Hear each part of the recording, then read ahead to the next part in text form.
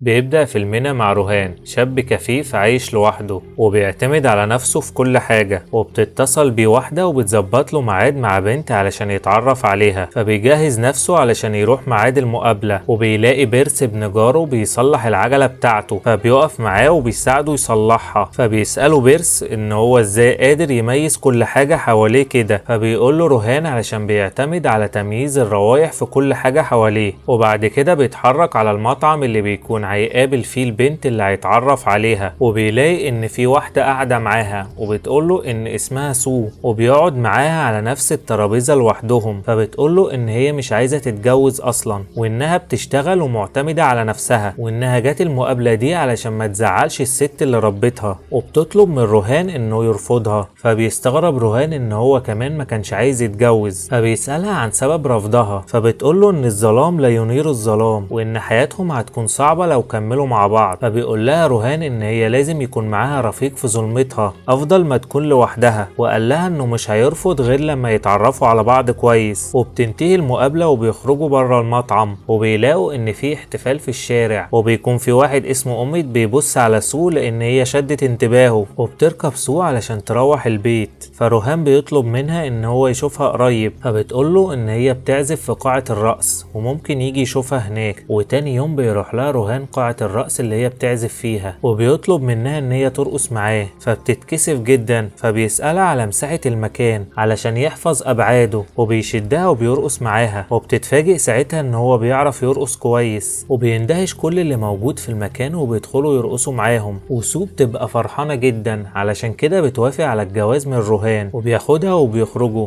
وبتكون سو عايزة تشتري جزمة جديدة، فبيخليها تقيس جزم كتير لحد ما بيلاقي واحدة صوتها مميز، فبيشتروها. وبيكون في حفلة في المكان وفي زحمة كتير، فغصب عنه بيسيب ايديها وبتوه سو منه، فبيروح لحد الفنان اللي في الحفلة وبيطلب منه ان هو ينادي على حبيبته. فالفنان بيديله المايك وبيقوله ان هو ينادي عليها بنفسه، فبينادي روهان على سو، بيعتذر لها ان هو ساب ايديها، وبيكون متأثر وزعلان جدا لحد ما بيسمع صوت جزمتها، فبيعرف ان هي قريبة منه، فبياخدها وبيمشوا، وبيفضل ماسك ايديها طول اليوم، وبيفضل يقول لها ان هو اول مرة يحس بالوحدة لما تاهت منه. وتاني يوم بياخدها وبيروحوا للشقة اللي هيعيشوا فيها، وبيكون معاه واحد صاحبه، وبيكون روهان حافظ ابعاد الشقة كويس جدا لدرجة ان هو بينقذ صاحبه من الوقوع في مكان الاسانسير. وفي نفس الوقت بتكون سو فرحانة جدا علشان بتحلم تفرش بيتها، لكنها بتكون خايفة ان حلمها ما يتحققش. فروهان بيطمنها وبيوعدها على تحقيق كل احلامها، وبياخدها وبيخرجها في مكان كان نفسها تروحه، وبيتقدم لها بطريقة رومانسية قدام كل الناس اللي موجودة في المكان، وبيتجوزوا وبيعيشوا في المكان اللي كان عايش فيه روهان لحد ما شقته تخلص. وبنشوف أميت وهو بيقابل صاحبه وسيم، وبيتكلموا عن الجواز وبيتريقوا عليهم، وبيقوله ازاي اتنين مكفوفين يتجوزوا. وبنعرف هنا ان روهان بيكون شغال في دبلجة افلام الكرتون، وبيعرف يغير صوت حنجرته كويس جدا، وهو موهوب جدا فيها لدرجة انه بيقلد صوت الفنان أماتيب باتشان، وبيكلم مراته علشان يفرحها انها بتكلم ممثلها المفضل. وبعد كده روهان بيعزمها على العشاء وبيجيب لها ساعة هدية، فبتاخد ايده وبتقوله ان هي جابت ساعة لنفسها من اول مرتب ليها، لكنها هتلبس الاتنين، واحدة تعرفها الوقت وواحدة تعرفها مدى حبه ليها. وبيرجعوا البيت سوا وبيحاسب روهان التوك توك، لكن صاحب التوك توك بيكون عايز ينصب عليه، لكنه ما يعرفش ان روهان بيبقى عارف مقاسات كل الفلوس. وفجأة وهو ماشي بيحس بأمت قدامه، فبيقوله ان هو يطلع علشان هو حاسس ان هو موجود.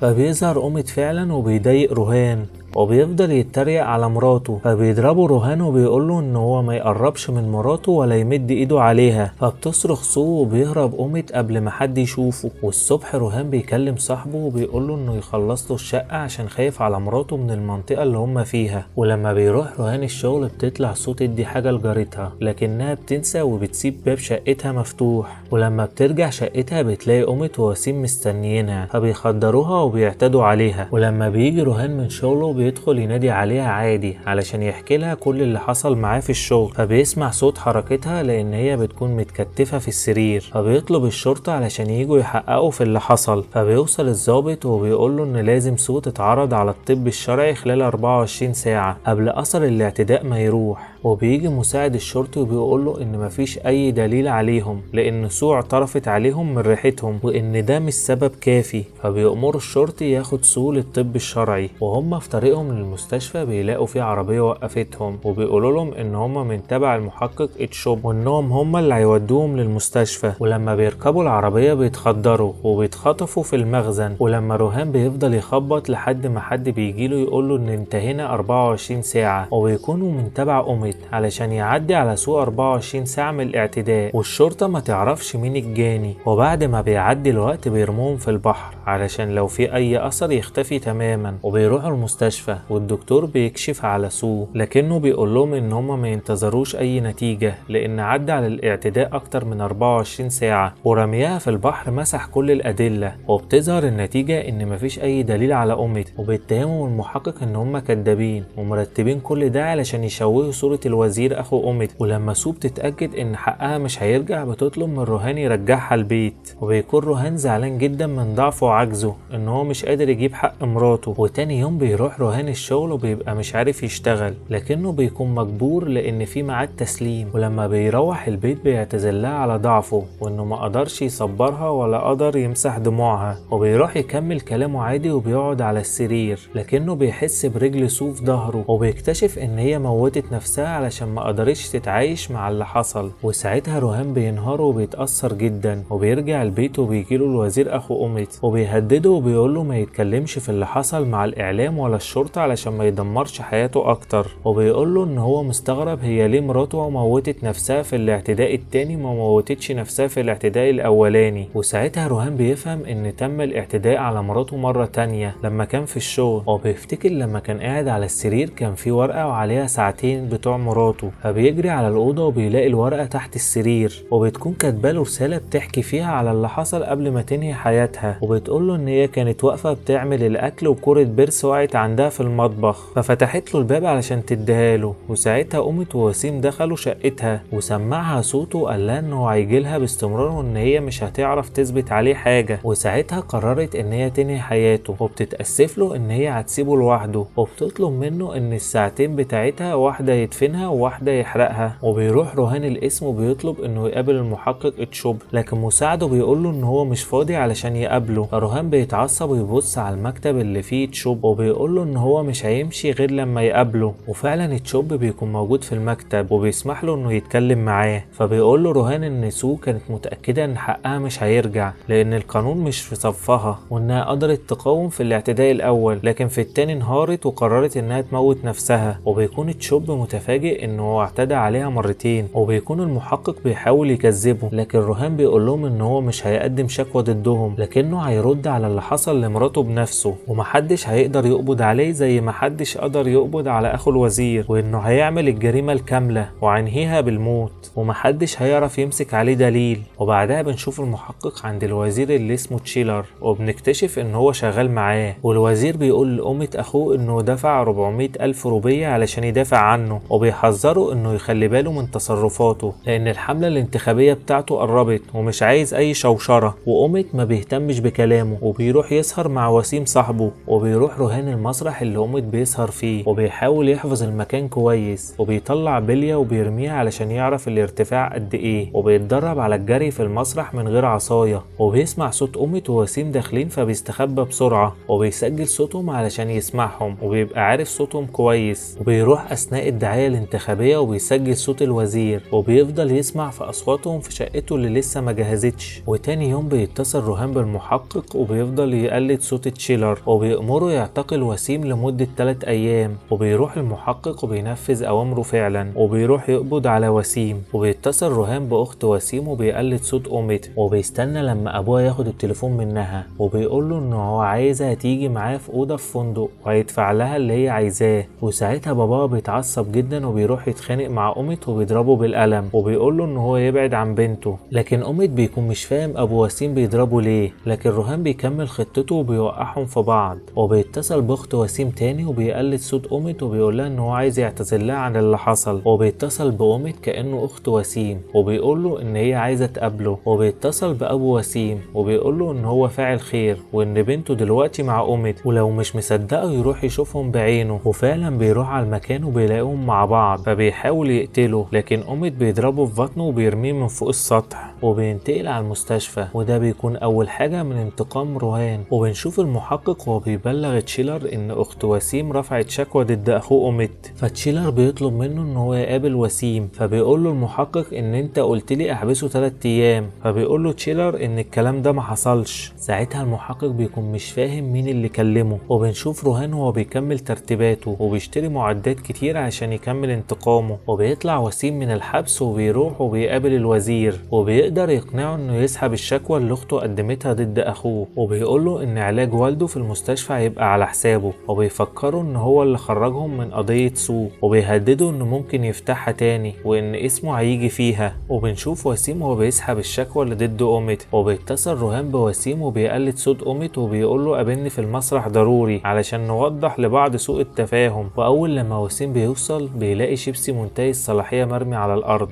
واول ما بيقرب بيلاقي رهان واقف قدامه وبيطفي النور عليهم، ويبدأ رهان ان هو يضرب وسيم، لكن وسيم بيقدر انه يروح وينور النور، وبيعرف وسيم ان رهان حاطط الشيبسي علشان يعرف صوت اقدامه، فبيخلي باله ومش بيدوس على الشيبسي اللي على الارض، لكن رهان بيقدر يتملك منه وبيمسكه وبيلف الحبل حوالين رقبته وبيموته مشنوق، وبيرمي المنديل بتاع أمت على كتفه علشان يتهموه بيه. وبيجي تشوب المسرح علشان يحقق، فبيلاقي منديل أمت على كتف وسيم وعليه اول حرف من اسمه، فبيقول له ان الصداقة قلبت بعداوة. فتشوب بيروح يقابل تشيلر وبيقول له لو اكتشف ان أمت هو اللي قتل وسيم هيقبض عليه، وبيتدفن وسيم وبيحضر رهان الجنازة، وبيرمي ساعة من ساعات سوء في التراب زي ما هي طلبت منه. وهو في طريقه للبيت تشوب بياخد باله منه وبيروح له البيت وبيقول له ايه سبب حضورك الجنازة، فبيرد عليه رهان وبيقول له ان هو ما كانش يعرف ان هي جنازة وسيم. ورهان بيعمل فيها مستغرب انه جاي يتكلم مع واحد ما اذاهوش ولا هو ولا مراته زي ما القانون قال، وبيقول له ان القانون ما بيقبضش على حد من غير دليل، وان مفيش محقق قبض على كفيف قبل كده. فبيقول له تشوب ان هم هيراقبوه وان احتمال المقابله الجايه تكون في الاسم. وتشوب بيطلب من المحقق انه يجيب له كل سجلات المكالمات بتاعت أمت وسيم علشان يعرف لو في اي ارقام غريبه اتصلت بيهم، وبيكون أمت بعيد عن المدينه، وبيتصل بيه رهان وبيقلد صوت المحقق وبيقول له ان هم لقوا منديل على جثه وسيم في مسرح الجريمه، وانه عارف مين اللي قتله وعايز يقابله علشان ما ينفعش يقوله في التليفون، وبيقول له ان هو هيقابله في المخزن اللي حبس فيه المكفوفين. وبيتحرك رهان على المخزن وبيحفظ المكان كويس جدا، واول لما بيوصل أمت رهان بيضربه على دماغه لكنه بيكون لابس خوذه ومش بيتأثر من الضربه، وبيفضلوا يضربوا في بعض لحد ما أمت بياخد منه العصايه وبيضربوا بيها، لحد ما رهان بتجيله فرصه وبيمسك عصايه تانية وبيضرب بيها أمت على دماغه وبيغمى عليه، ولما بيفوق بيلاقي نفسه مربوط، وبيقول له رهان ان هو مش هيقتله وان هو هيخلي اخوه هو اللي يقتله. وبيكلم رهان تشيلر من تليفون أمت وبيقلد صوته وبيستنجد بيه، وبيقول له على العنوان علشان يجي ينقذه. واول لما بيقفل معاه بيملى الارض كلها بنزين وبيكتم بقه زي ما عمل في مراته، وبيولع شمعة وبيحطها قدام الباب وبيقفل الباب تاني. واول ما بيجي الوزير بيكسر الباب علشان ينقذ اخوه، فالشمعة بتقع على البنزين وبيولع المخزن كله، وبيرجع البيت علشان يداوي جروحه، وبيتخيل سو جنبه، وبيجي بيرس ابن جاره وبيطلب منه انه يقلد صوت والده علشان يداري عليه انه غاب من المدرسة، وبيوافق رهان وبيكلم المدرسة. وساعتها بيدخل المحقق تشوب وبيسمعه وبيكون فاهم ان السر في صوته وان رهان هو اللي عمل كل ده، فبيقول له ان في خلال 24 ساعة يتقبض عليه لما سجل المكالمات وسيم وأمت يطلع. فبيشكروا رهان ان لسه قدامه 24 ساعة، وبيسألوا رهان لو كان أمت وسيم اعتدوا على مراته كان هيتصرف ازاي. ساعتها تشوب ما بيردش عليه وبيسيبه وبيمشي، وبيتصل بالمحقق وبيقول له يحط رهان تحت المراقبة لحد ما سجل المكالمات يظهر، وبتيجي عربية شرطة قدام بيته علشان ما يهربش، وبيتصل رهان على صاحبه علشان يجي يساعده. وبالليل بيظهر صاحب رهان ومعاه 3 بنات منقبين، فبيوقفهم المحقق وبيبقى عايز يشوفهم علشان فاكر ان رهان واحد منهم،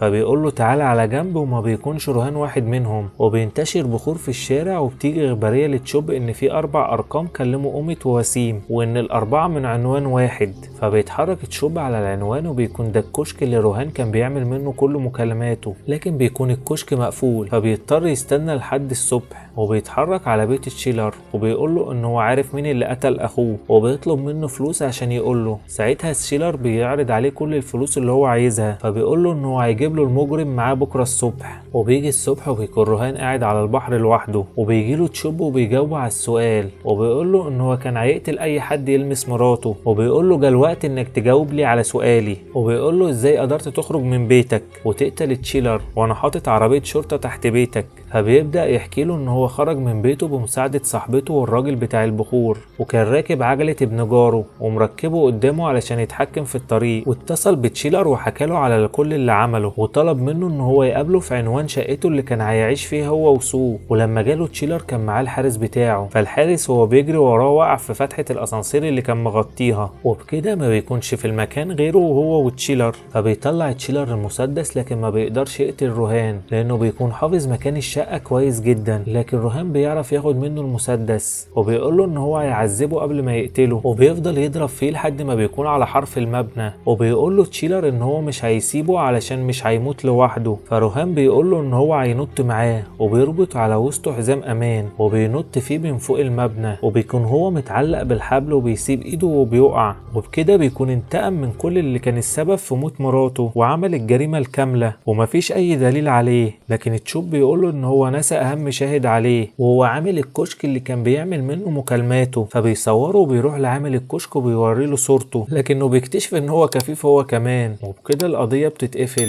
وما بيكونش فيه اي دليل ضد رهان، وبينتهي فيلمنا. فلو عجبك ما تنساش تضغط لايك وتشترك في القناة، واشوفكم في ملخص جديد. سلام.